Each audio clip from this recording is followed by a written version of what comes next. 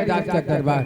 एक बार बाबा को आवाज लगाते हैं, ए बाबा गरीबदास, अरे एक बार दरबार आइए, आपके दरवाजा पर 1 घंटा से हम चिल्ला रहे हैं।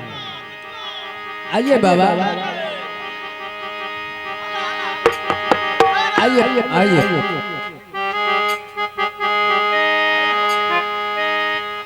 आइए बाबा, आइए बाबा। एक तो माइक किसके पास है? एक तो माइक किसके पास है वो दीजिए।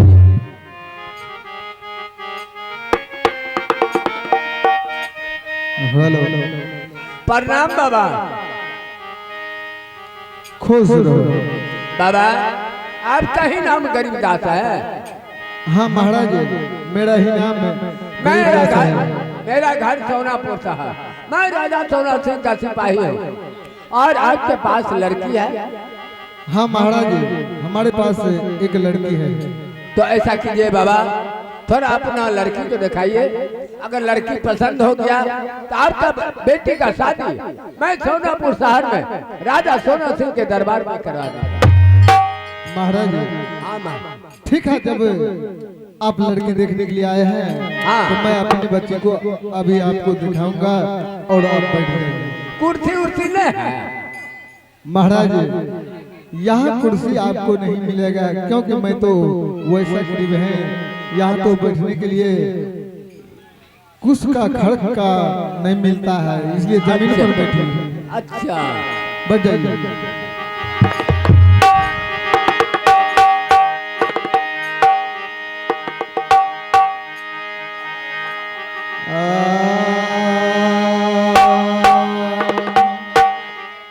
आगे देखा बड़ी आगे गई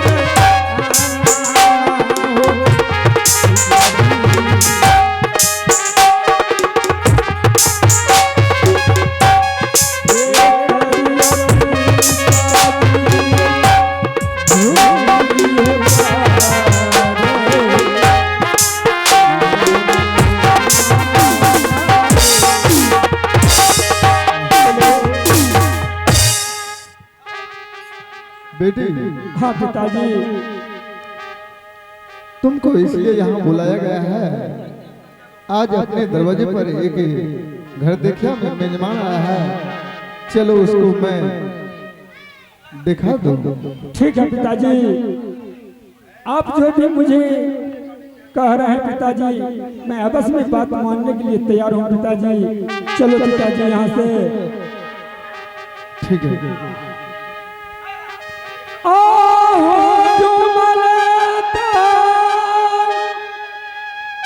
आ जाइए रे